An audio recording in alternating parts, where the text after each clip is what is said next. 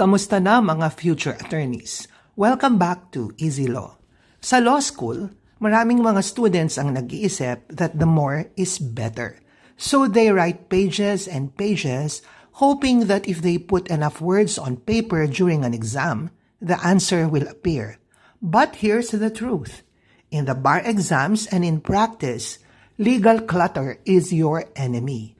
If your answer is paligoy-ligoy or beating around the bush, you are making the examiner work too hard, and a tired examiner is not a happy grader.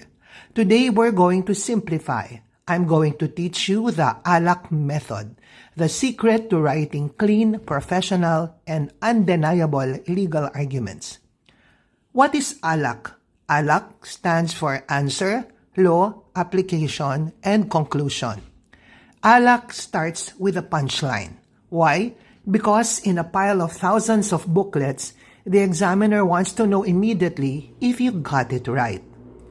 The 4 steps to a perfect answer are: number 1, letter A, the categorical answer. Don't keep us in suspense. Start with a clear yes or no, followed by a brief legal conclusion. For example, yes, the accused is liable for theft.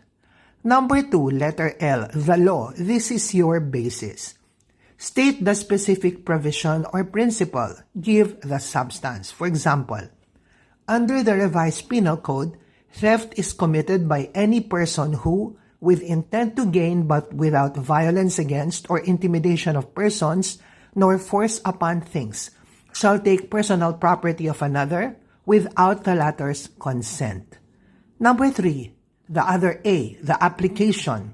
This is where you clean up the clutter. Connect the facts of the problem to the elements of the law. Use the word because. For example, in this case, we say that there is taking of Maria's mobile phone by Juan because he placed it in his pocket and walked away, clearly intending to gain from the act without Maria's permission. And number 4, letter C, the conclusion. This is your one sentence to seal the deal. For example, therefore, Juan's actions satisfy all the elements of theft. So let's practice. Here's a civil law scenario. The case: Tito Boy promised Clara a car for her 18th birthday in front of 50 people. The next day, he took back his promise. Can Clara sue him? So here's your ALAC answer. A, no, Clara's suit will not prosper. L, under Article 748 of the Civil Code, a donation of movable property exceeding 5,000 pesos must be in writing to be valid. A, here the car is worth more than 5,000 pesos. Although there were 50 witnesses, the donation was only verbal and never reduced to writing. C, hence, the donation is void and unenforceable. Avoid the legal clutter. Remember my KISS philosophy. Keep it short and sweet. When you use ALAC, you remove the paligoy-ligoy. You move from being a student who knows things to a lawyer who argues well. Stop the clutter and start the clarity. If this helped you, don't forget to hit like and subscribe to the Easy Law channel. Check out my other videos for more guides to Philippine remedial law. Meanwhile, here's my favorite Bible verse.